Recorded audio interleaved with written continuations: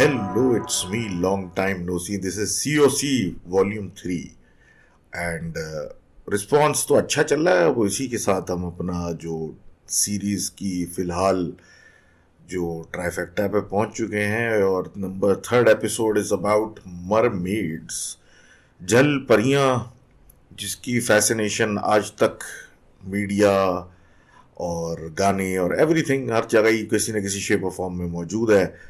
इसकी हम थोड़ी सी बात कर लेते हैं, थोड़ी सी इस पर टाइम वेस्ट कर लेते हैं आज।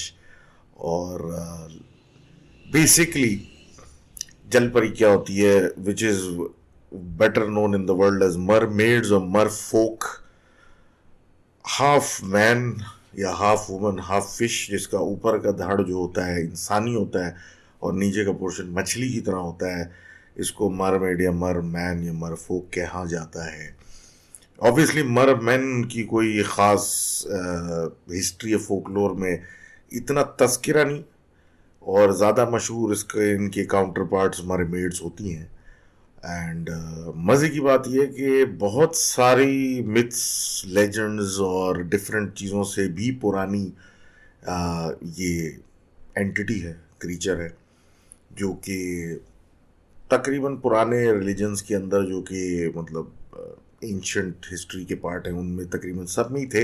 लेकिन इसकी ओरिजिनेशन जो है या स्टार्ट जो है वो असीरिया से हुई, जो कि नॉर्दर्न सीरिया के अंदर का इलाका है।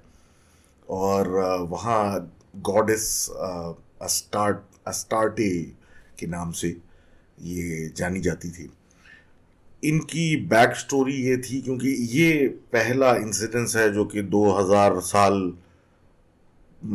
कबले मसीह की बात हो रही है।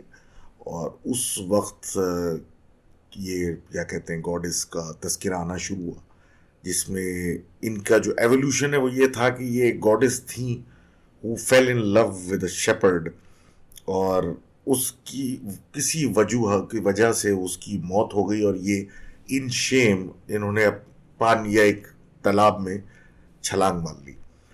और मछली की सूरत में ये अपनी ज़िंदगी गुजारना चाहती थी, लेकिन somehow the forces at be ने इन्हें कन्वर्ट कर दिया half fish and half human के अंदर। और वहाँ से ये सिलसिला शुरू हुआ है मरमेड्स का। काफ़ी डिफरेंट नामों से फिर मतलब ये जानी जाती हैं। ये तो स्टार्टे तो सीरिया में था, यूरोप में मरमेड्स एंड सायरन्स के नाम से ही हैं ये, और रूस के अंदर, रशियन या स्लाविक कंट्रीज़ के अंदर रुसाल्का के नाम से ये मशहूर है। इनमें थोड़े थोड़े फ़र्क हैं। द गॉडेस जो है, जिस तरह ये अफ्रीका के अंदर भी मामी वाटा के नाम से मशहूर है और जानी जाती हैं, जो कि अब तो दुनिया में जहाँ अफ्रीकन रिलीजन से फैल चुकी because of the slave trade and everything जो हुआ। तो अगेन इसमें इनकी जो एंटिटी एज इट सेल्फ थी वो थोड़ा गॉड लाइक थी, कि उससे लोग जो थे पनाह मांगते थे, या जो अफ्रीकन खासकर थी, तो वो फॉर्चून के लिए लोग इसके पीछे जाते थे। और इसका सिस्टम ऐसा था कि आप कुछ सैक्रिफाइस करें तो ये आपके लिए फिर वो बाउंटी या कुछ मिलती थी। वेस्टर्न अफ्रीका से ये चीज़ जो थी वो आहिस्ते से शिफ्ट करके पूरे अफ्रीकन कॉन्टिनेंट में फैली। और सिमिलरली जो एस्टार्टे थी, जो कि इन सबसे पहली पुरानी थी गालिबन, ये क्रेडल ऑफ सिविलाइजेशन जिसको कहते हैं ना, ये लेवांट वगैरह, सीरिया, बेबीलोनिया वगैरह जहाँ कहाँ होता था, तो ये वहाँ से स्टार्ट हुई। And I am not surprise कि फिर जैसे जैसे सिविलाइजेशन फैली तो ये चीज़ मरमेड वाली हर जगह निकल गई आगे। यूरोप के अंदर, जो खासकर ग्रीक कल्चर के अंदर, मरमेड्स एंड सायरन्स के नाम से ये चीज़ मशहूर है। और वो ही पिक्चर बेसिकली जो उनकी बनाई हुई है, वही दुनिया में उसकी शक्ल समझी जाती है। और उसके पीछे भी बहुत इनकी, क्योंकि जिस ज़माने की ये बात कर रहा हूँ मैं स्टार्टे की, तो इनका इक्विवेलेंट वाज एफ्रोडाइट, और डिफरेंट नाम से इनकी जो गॉडेसेस थी, तो वहाँ से इनका क्या कहते हैं, सेम ऑलमोस्ट स्टार्टे वाली चीज़ वहाँ पे ट्रांसफ़र हो गई। जो फ़र्क है बेसिकली इन सब में, इनमें वही नेचर का फ़र्क है। कहीं वो न्यूट्रल एंटिटी है, कहीं वो मलिशियस एंटिटी है, और कहीं पे वो बेनेवलेंट एंटिटी है, यानी लोगों की खिदमत करती है, सेवा करती है। बहरहाल वक्त गुजरता गया और जैसे जैसे इंसान समंदर क्योंकि आगे शिप्स पे जाने लगा और डिफरेंट कंट्रीज जाने लगा और बेसिकली सीज को कवर करने लगा, तो उसके ऊपर मतलब ये जो एक गॉडेस वाला हिसाब किताब था ये आहिस्ता आहिस्ता शिफ्ट होने लगा और फिर ये सब चीज़ें जो थी वो क्या कहते हैं एज ए सी स्पिरिट या ऐसी चीज़ में कन्वर्ट हो गई। अब सीरिया में आज भी गिरान के नाम से लोग, एक फिशरमैन के बीच में लेजेंड्स चलती हैं कि अगर कोई बंदा समंदर पे जाके या कहीं फिशिंग करता हुआ खो गया तो वो शायद इन्हीं चीज़ों के हत्थे चढ़ गया।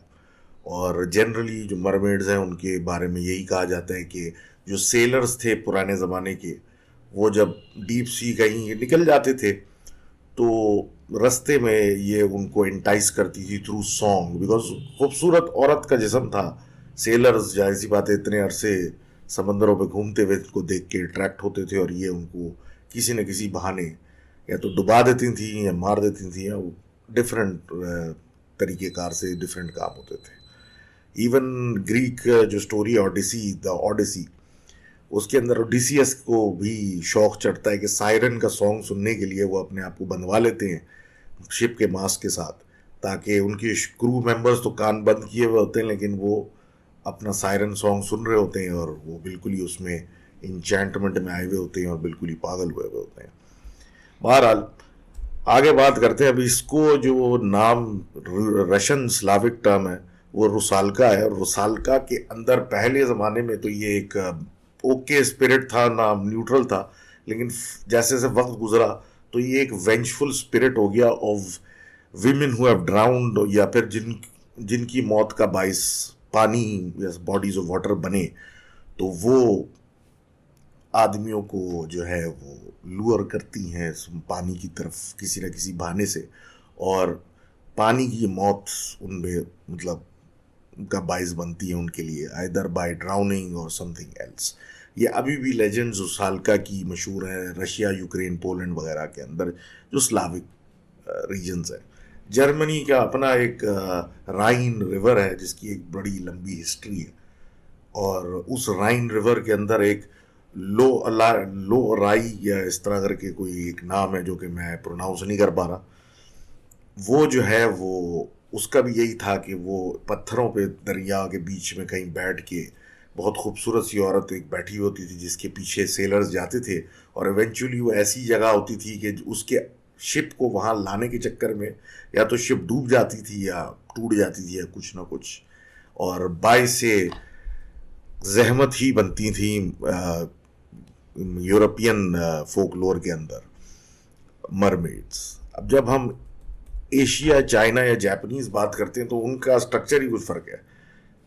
उनकी डिस्क्रिप्शन ये है कि वो चीज़ एक एक पूरी मछली होगी लेकिन उसकी शक्ल जो होगी वो इंसानी होती है, और वो भी डिपेंड करता है कि वो चाइनीज़ है तो थोड़ा फ़र्क होगा या फ़र्क होगा, और लेकिन उनका पूरा ये है कि एक पूरी प्रॉपर फिश होती है जिसका शक्ल इंसानी होती है, और उसके फिर वो डिफरेंट नाम से वो बताते हैं, बुलाते हैं। चाइनीज़ फोकलोर में यह है कि ये जो चीज़ है वो उसके जो आंसू हैं वो पर्ल्स बनते हैं।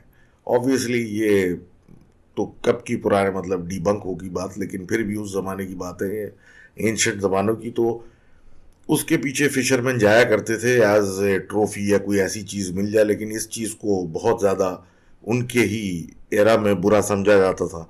और सिमिलरली कोरिया के अंदर, साउथ कोरिया में खासकर, हान रिवर की भी एक मरमेड मशहूर थी जो कि कहा यह जाता था कि वो हान रिवर में रिजाइड करती है, और उसकी भी मतलब सिमिलर फीचर्स हैं लाइक द यूरोपियन मरमेड, और गाती है ब्यूटीफुल, उसकी बहुत हसीन आवाज़ है जिसके चक्कर में लोग उसके पीछे जाते हैं और अमूमन कुछ ना कुछ बुरा ही होता है।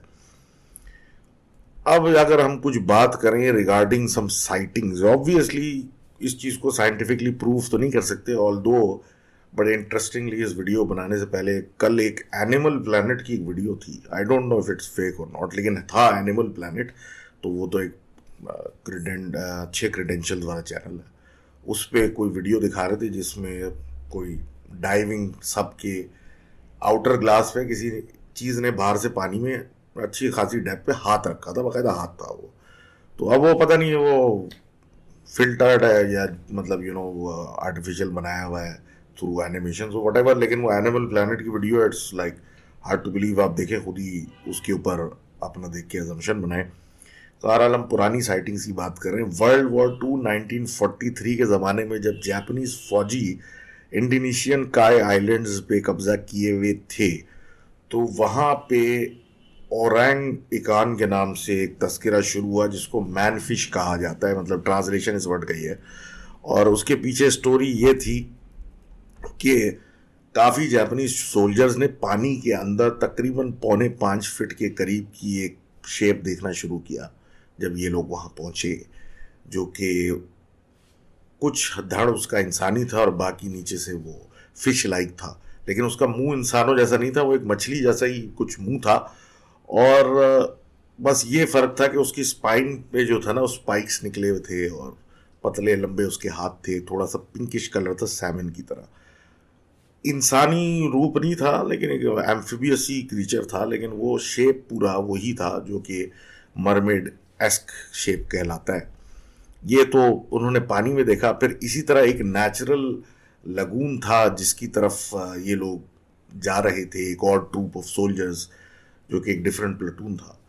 तो वहाँ जब पहुँचा तो उसने कुछ पानी, एक नेचुरल सा लगून बना हुआ था, तो उसमें पानी में और सन्नाटे में कुछ शोर मचना शुरू हुआ। तो जाके जब इन लोगों ने इन्वेस्टिगेट किया तो एक पत्थर पे इसी तरह का जो ओरंग इकान ये बोल रहे हैं, ऐसी कोई चीज़ निकल के आई और उसके मुंह से कुछ अजीब सी आवाज़ निकली, लाइक गरारे करने टाइप की आवाज़ जो होती है वैसी। ऑब्वियसली ये फौजी थे, उसको देख के उस पर गोलियां इन लोगों ने चलाई और वो वापस पानी में कूद गया। उसके बाद वो नज़र नहीं आया।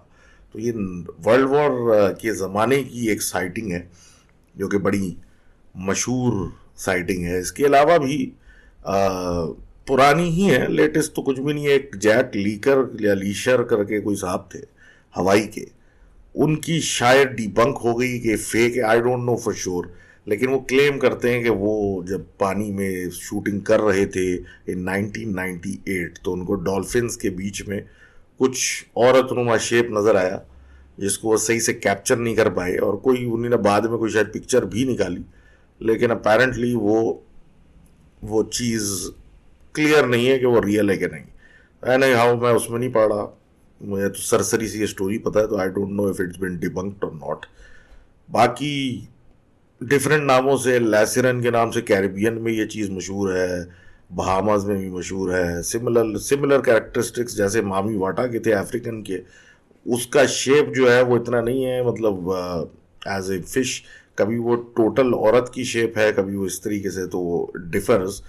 और पूरे एरियाज के अंदर इसमें मशहूर है। और इस एरिया को एक ज़माने में ब्लैक बियर्ड द पायरेट साहब जो थे वो रोम करते थे, और उनकी लॉग बुक्स में ये लिखा हुआ था कि सर्टन एरियाज जो है इंचेंटेड हैं माय मरमेड्स और उनको अवॉइड करना है। उस ज़माने में ये जो बात थी, तो इस चीज़ को मतलब माना जाता था काफ़ी हद तक। ब्राज़ील के अंदर भी यारा नाम की एक चीज़ है जिसको सायरन कहते हैं, साउथ अमेरिका के अंदर, and so on and so fourth. ये सब और बहुत और भी क्या कहते हैं नाम की ये इससे मशहूर ये मरमेड है। लेकिन बात ये है कि हमारे भी मुल्क में इंडस मरमेड या जल परी की भी स्टोरी थी, लेकिन उससे ज़्यादा इंटरेस्टिंग, क्योंकि वो चले स्टोरी फॉर अनदर टाइम है, लेकिन उससे ज़्यादा इंटरेस्टिंग मुझे एक स्टोरी लगी जो कि थर्ड डेजर्ट के बारे में। कहा ये जाता है कि अब ये मुझे नहीं पता कि किस ज़माने की बात है, लेकिन एक ओरल ट्रेडिशन कि पुराने ज़माने में कभी कभी जब डेजर्ट में आप जाते थे तो आपको गाने की आवाज़ आती थी, और कहा यह जाता था कि वो जो गाने की आवाज़ है उसको आपने अवॉइड करना, उसको सुनने की ज़रूरत नहीं है, वरना वो परेशानी का बाइस बनेगी। होता यह था कि इंसान वो गाना इतना सुरीला होता था, उसके पीछे जाता जाता था कि इवेंचुअली वो एक ओएसिस पे आता था, नखलिस्तान तक पहुंच जाता था। उधर एक बड़ा तालाब था पानी का, और ऑब्वियसली डेजर्ट में पानी देख के तो हर कोई पानी की तरफ जाता है। तो पानी पे जब आप जाते थे तो उसकी सतह के नीचे एक शेप आपको नजर आता था, एक औरत का बाकायदा बाल पानी के अंदर उसके आपको नजर आ रहे हैं, पूरा धड़ नजर आ रहा है। वो पानी के नीचे से गाती थी और अगर आप उसकी उसमें ढकोसले में आ गए तो आप वहाँ फंस जाते थे इवेंचुअली, ये जब तक आप वहाँ पे मर नहीं जाते। और कहा यह जाता था कि जो वहाँ मर जाता है वो उसी तरह भटकता रहता है इसके उसमें आके, और जो उसका गाना ज़्यादा सुन लेता है तो वो मेंटली इतना बहक जाता है कि वो भी फिर उसी के चक्करों में रह जाता है। ऑब्वियसली इस चीज़ की कोई हमारे यहाँ तो इतनी रिसर्च नहीं होती है फोकलोर को रिटन डाउन करने में, लेकिन एक हमारी भी पाकिस्तान इंडिया की भी एक रिच हिस्ट्री है। इंडिया में तो खैर चीज़ है, लेकिन पाकिस्तान की ये थर डेजर्ट की एक बात। तो ये स्टोरीज थी मरमेड से related, and hopefully next time हम एक डिफरेंट टॉपिक पे बात करेंगे। सो फार सो गुड। तो let me know what you think of this episode, और इंशाल्लाह अगले एपिसोड को जल्द लेके आते हैं आपके पास। अल्लाह हाफिज़।